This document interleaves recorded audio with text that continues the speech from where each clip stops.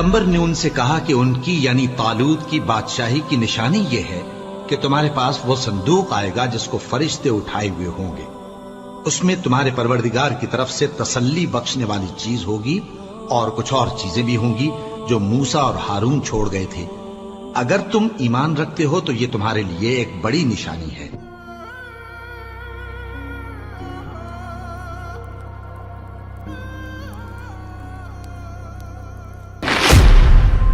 अऊज़ु बिल्लाहि मिनश शैतानिर रजीम, बिस्मिल्लाहिर रहमानिर रहीम।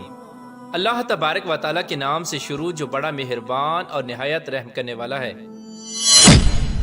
मोमिनों के दिलों में सुकून और करार पैदा करने वाला एक ऐसा संदूक कि जिसकी ताकत का कोई भी मुकाबला नहीं कर सकता। ये संदूक जिस कौम के पास होता उसके सामने बड़ी बड़ी ताकतवर कौमें हार मान लेती, और जिस कौम के पास भी ये संदूक रहा वो कौम दुनिया की फातेह कौम रही। ये ऐसा करामाती संदूक है कि जिसको हासिल करने के लिए आज भी दुनिया पागल हो रही है, खास करके यहूदी कौम जो कि आज दुनिया की सुपर पावर कौम होने के बावजूद इस संदूक को हासिल करना चाहती है। प्यारे दोस्तों, आज की इस वीडियो में हम आपको उस संदूक के बारे में बताएंगे कि जिसका जिक्र कुरान पाक में ताबूत सकीना के नाम से मिलता है। ये ताबूत सकीना कहाँ से आया और इस ताबूत सकीना को किस चीज से बनाया गया, और सबसे पहले ये ताबूत सकीना किसको मिला।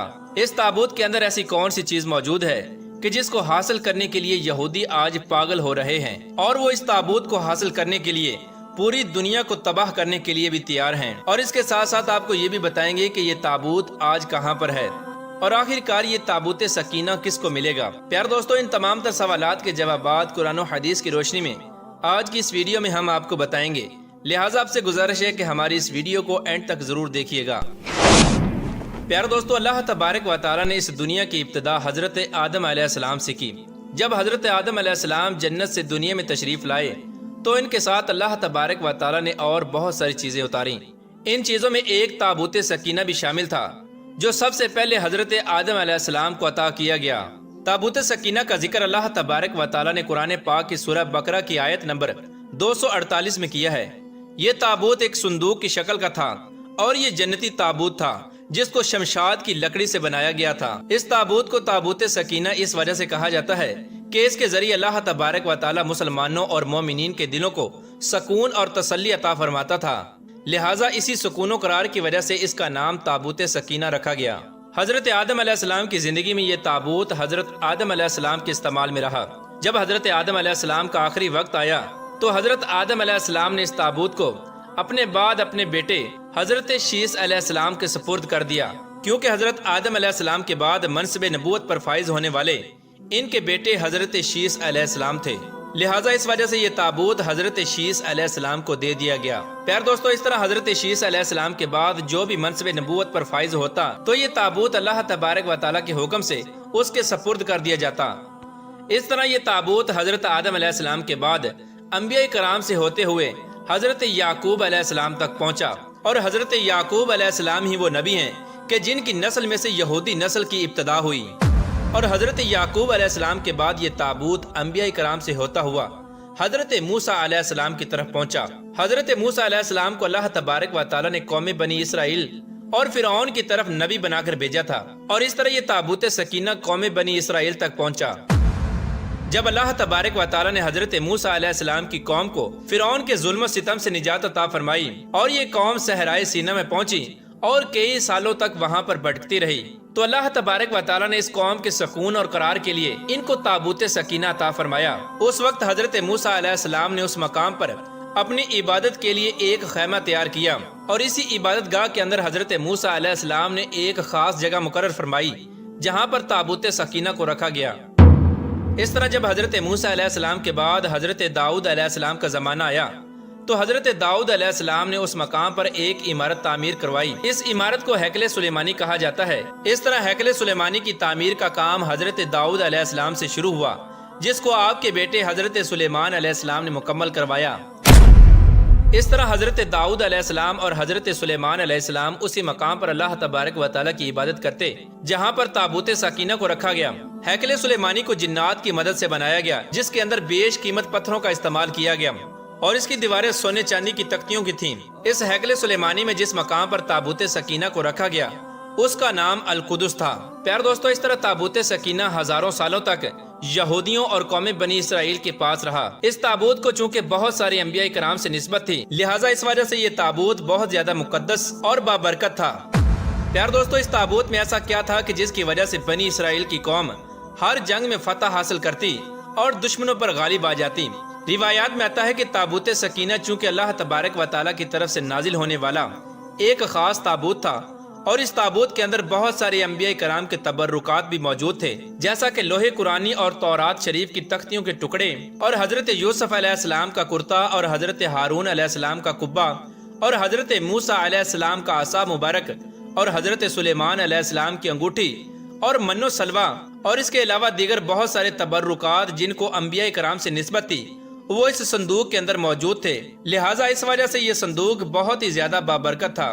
پیار دوستو، جب قوم بنی اسرائیل کفار کے بڑے بڑے لشکروں سے جنگ کرتی اور وہ لوگ تعداد میں ان سے زیادہ ہوتے، جن کے بڑے بڑے لشکروں کو دیکھ کر یہ قوم بنی اسرائیل ڈر جاتی اور ان کے دل کانپنے لگتے، تو اس وقت یہ لوگ تابوت سکینہ کو اپنے سامنے رکھتے اور اللہ تبارک و تعالیٰ سے دعا کرتے۔ اس دعا کے بعد اس تابوت سے ایسی برکتوں اور رحمتوں کا نزول ہوتا جس کی بدولت قوم بنی اسرائیل کے دل پہاڑ جیسے مضبوط ہو جاتے اور ان کے دلوں سے دشمن کا ڈر نکل جاتا اور یہ دشمن پر غالب آ جاتے۔ اس طرح اللہ تبارک و تعالیٰ قوم بنی اسرائیل کے دلوں کو تابوت سکینہ کے ذریعے سکون اور قرار عطا فرماتا اور یہ قوم ہر میدان کو فتح کرتی۔ اگر اس قوم پر کوئی مصیبت یا پریشانی نازل ہوتی یا کوئی برا وقت آ جاتا تو یہ قوم تابوت سکینہ کو اپنے سامنے رکھ کر اس کا وسیلہ اللہ تبارک و تعالیٰ کی بارگاہ میں پیش کرتے، تو اللہ تبارک و تعالیٰ تابوت سکینہ کی برکت سے ان سے یہ مصیبت یا پریشانی دور کر دیتا، اور اس طرح قوم بنی اسرائیل کی ہر دعا تابوت سکینہ کی برکت سے قبول ہوتی۔ پیار دوستو، جب تک تابوت سکینہ قوم بنی اسرائیل کے پاس رہا یہ قوم دوسری قوموں پر غالب رہی اور کوئی بھی ان کو شکست نہیں دے سکتا تھا۔ اس تابوت سکینہ کی وجہ سے قوم بنی اسرائیل کو پوری دنیا کے اندر ایسا عروج ملا کہ جس کا کوئی تصور بھی نہیں کر سکتا۔ لیکن یہودی اور قوم بنی اسرائیل ایسی بدبخت قوم تھی کہ جو بار بار اللہ تبارک و تعالیٰ کی نافرمانیوں اور گناہوں کے اندر مبتلا ہو جاتی۔ اس قوم کی ہدایت کے لیے اللہ تبارک و تعالیٰ نے بہت سارے انبیاء کرام کو بھیجا، لیکن یہ قوم ہر دور میں اللہ تبارک و تعالیٰ کی نافرمان ثابت ہوئی۔ بلاخر جب یہ قوم اپنے گناہوں سے باز نہ آئی تو اللہ تبارک و تعالیٰ کا دردناک عذاب ان پر مسلط ہو گیا۔ اسی دوران قوم عمالقہ کے سرداروں نے قوم بنی اسرائیل پر حملہ کر دیا۔ ان کافروں نے قوم بنی اسرائیل کا قتل عام کیا اور ان کی بستیوں کو اجاڑ دیا۔ اس طرح قوم عمالقہ نے یہودیوں کا قتل عام کیا اور ان کی عمارتوں کو جلا دیا اور تابوت سکینہ کو اٹھا کر اپنے ساتھ لے گئے۔ اس طرح اس جنگ کے بعد قوم عمالقہ تابوت سکینہ کو اپنے ساتھ لے گئی اور قوم عمالقہ نے اس بابرکت صندوق کی بے حرمتی کی اور اس صندوق کو نجاست اور کچرے کے ڈھیر پر پھینک دیا۔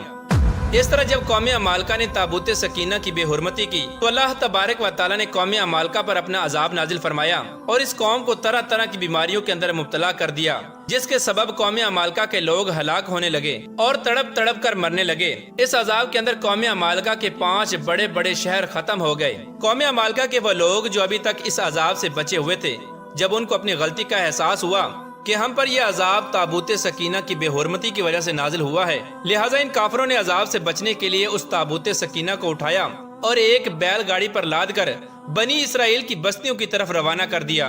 اس وقت اللہ تبارک و تعالیٰ نے تابوت سکینہ پر اپنے 4 فرشتوں کو مقرر کیا۔ یہ فرشتے تابوت سکینہ کو اٹھا کر اس دور کے نبی حضرت شموئیل علیہ السلام کے پاس لے گئے۔ حضرت شموئیل علیہ السلام کو اللہ تبارک و تعالیٰ نے قوم بنی اسرائیل کی طرف نبی بنا کر بھیجا تھا۔ جیسے ہی یہ تابوت سکینہ قوم بنی اسرائیل کو دوبارہ سے ملا تو قوم بنی اسرائیل کا وقار دوبارہ سے لوٹ آیا۔ لیکن قوم بنی اسرائیل وہ بدبخت قوم تھی جو ہر نبی کے دور میں اللہ تبارک و تعالیٰ کی نافرمان ہو جاتی تھی۔ لہٰذا اس بار بھی ایسا ہی ہوا کہ یہ قوم اللہ تبارک و تعالیٰ کی نافرمانیوں میں مبتلا ہو گئی اور کفر و شرک کرنے لگی۔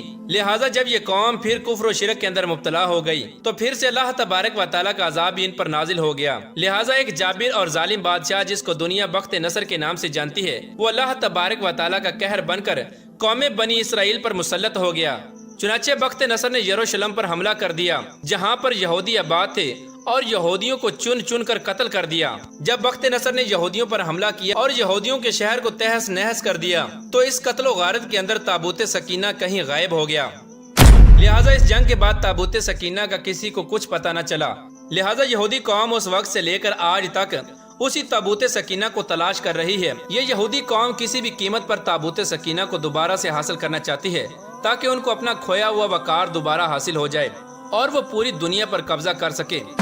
پیارے دوستو، تابوت سکینہ کہاں پر ہے اور یہ آخری دور میں آخر کس کو ملے گا؟ تو اس کے متعلق مختلف روایات ملتی ہیں۔ یہودیوں کے عقیدے کے مطابق تابوت سکینہ مسجد اقصی کے نیچے دفن ہے، لہٰذا اسی وجہ سے یہودی آج کے دور میں مسجد اقصی کو گرانا چاہتے ہیں اور اپنے مسیحا دجال کے آنے سے پہلے اس تابوت سکینہ کو حاصل کرنا چاہتے ہیں۔ بعض روایات کے مطابق تابوت سکینہ ایتھوپیا کے چرچ کے اندر موجود ہے، اور بعض لوگوں کا یہ ماننا ہے کہ تابوت سکینہ عرب ممالک کے اندر موجود ہے، اور بعض روایات کے مطابق تابوت سکینہ حضرت امام مہدی علیہ السلام کے پاس ہے، جو قرب قیامت میں اپنے ساتھ لے کر آئیں گے اور اس کے ذریعے یہودیوں پر فتح حاصل کریں گے۔